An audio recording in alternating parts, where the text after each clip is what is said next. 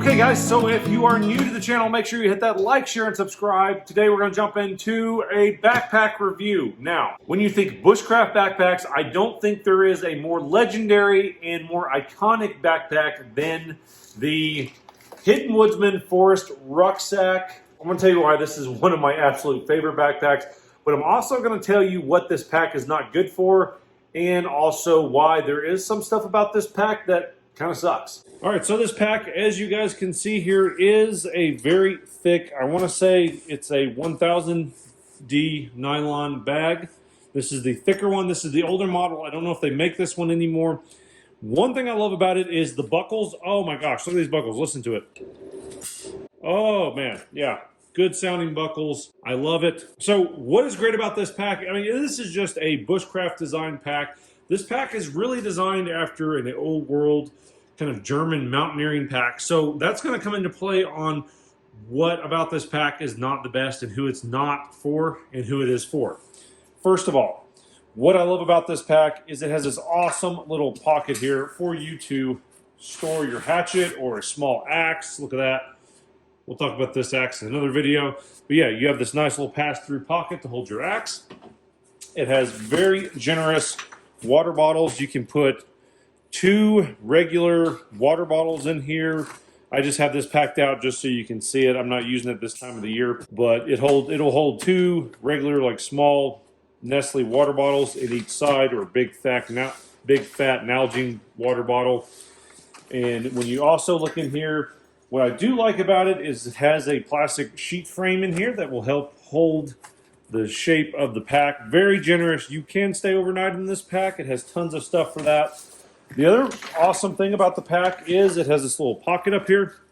I think they call this the Possibles pouch. Zipper, very generous. You can store tons of stuff in here.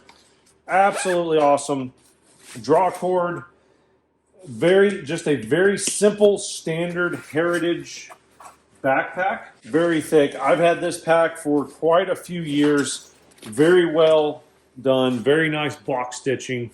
Very nice pack. Now, I'm going to tell you what the drawback, there's a couple drawbacks on this pack. And it's not really necessarily massive drawbacks because it's not what this pack is designed for. This is, and I'm sorry if this offends some people, but this is an East Coast man pack. This is not a Western U.S. This is not a Rocky Mountain pack. This is not a Cascades pack. This is an Eastern Flatland, you know, Ohio, Kentucky, Pennsylvania, you know, a little bit of hills, but this is a flatman pack. This is not a mountain pack. I know it has a mountain heritage design, and I'm not really poo-pooing on Hidden Woodsmen or them or any of the guys that make it, but what I am saying is this pack is not really good for mountains because the harness system. It does not carry well, especially when you're going over very rough traverse. It doesn't carry well when you're doing very strenuous hiking, climbing, hunting, if you're doing stuff like that, and it's not designed for that, right? This pack just does not handle well. It doesn't carry well long distances, and it does not handle well if you're in strenuous activity, if you're moving a lot, if you're climbing over logs, boulder fields, steep stuff, trying to wrestle through snowbanks. It just does not carry well. It sways a lot. That is the drawback of it. It has very nice webbing to where you can put something on there. It's an East Coast man pack. It's not designed for, I don't think, the level of ruggedness that a pack, you know, it's not going to handle, it's not going to do what you expect of a high performance pack because that's not what it's designed for. So if you want something high performance, you want something that's very durable and sturdy and is really just has more stability than this pack, you know, go with Everly stock. Or if you want something more heritage style like this design, go with Hill People gear. I have quite a few Hill People gear stuff. I'll do a review on it. That's actually the backpack I'm using this weekend is a Hill People gear Kuya. But, you know, all in all, it's just not it's not good for the level of stability you need when traversing mountains and doing stuff like that and you're in really rugged, harsh terrain. It's more for somebody that's just going to stroll through some state park on the East Coast that's super flat. What I will say, another thing that does kind of suck about this pack is it has not a whole lot of air ventilation. It gets very hot, especially in humidity. And if you don't have a thick t-shirt, this can, the weight, because this is constantly swaying and just rubbing, you can hear that. This will tear up your shirt if you're using it in the summer with a t-shirt. But other than that, it's an awesome pack. I use it. What do I use this pack for? Really, I use this as a bag for canoeing. It's a great bag for canoe camping and canoe tripping. It's a great bag for just little trips down to the river to go fishing in, set up camp down a river. It's not a bag you want to carry for a lot of miles. It really isn't.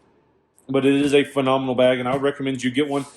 They have the newer ones, and I bought a newer one years ago, and I think it's called the Deep Woods Ruck, I believe is what they call it. And it's got the mesh backing on it. It has a little waist stabilizer on it, which, I mean, it doesn't really do a whole lot, but it has padding and ventilation padding on there. But I will say the problem with that was and I actually called and talked to them about it. To get the padding in there on the newer pack that they designed, they had to use the plastic to slide the padding in their new style straps, and it was really loud. It was like it literally was like walking through the woods with a bag. Literally this loud. I'm not exaggerating. I'm not trying to insult them. I'm just saying it's what it was. Probably not the best design. It was really annoying because I had to listen to plastic crinkling the whole time I was walking. I returned it. But I will say this is a phenomenal pack. I will never get rid of this pack. I wore it out. They repaired it. I've had it for a long time. One of my absolute favorite backpacks. I mean, just a phenomenal backpack. And it is a iconic in the bushcraft community backpack. Phenomenal. And it's a backpack that it will probably be around forever. I'll never get rid of it. I always use it multiple times a year. But it is not without its limitations. And hey, with this channel, if I'm gonna tell you there's problems with stuff, I'm gonna tell you there's problems. It's gonna be honest. There is some stuff. If I was gonna have one custom made, there is some different designs that I would do to make it considerably better, but still honor the heritage of it. But with that being said, it is a wonderful pack. If you can find one, get it. Especially the older ones like this. I would say grab it. If it comes up on eBay, buy it. And honestly, I've had quite a few stuff. I love their Possibles pouch. I carry them backpacking. You've seen that in another video. Their haversack, absolutely love their haversack. Great pack, just not for. It's just not a long distance expedition pack. It really is not an expedition pack. If you want something more along this line, I would probably push you towards Hill People gear for long distance stability and comfort. Hill People gear. If you want something tactical that's going to hold up good for a bug out bag, a hunting pack, or something that you're going to be doing a lot of modifying, go with Eberly stock. So just my 2 cents. I hope you enjoyed the video. Give me a thumbs up. Please share, subscribe. I know right now the subscriber count is growing, which is awesome, especially because I'm putting so much time and effort into these videos. I have noticed there are probably about 2,300 of you that keep on re-watching my videos and you're not subscribed. Shame on you. So go on and hit that subscribe button, hit the notification bell. I'll catch you on the next video.